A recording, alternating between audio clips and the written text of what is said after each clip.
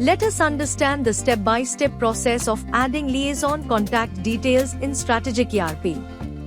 Navigate to the Liaison Contact Details form under the Liaison Management module.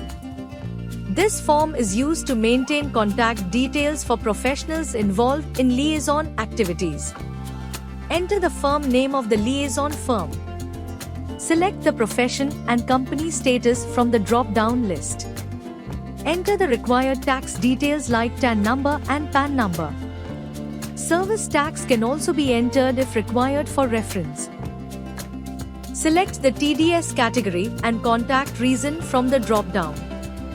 Under the Contact Person Details tab, enter the contact person name, designation, phone number, mobile number and email ID. Enter the office address. Select the location from the drop-down.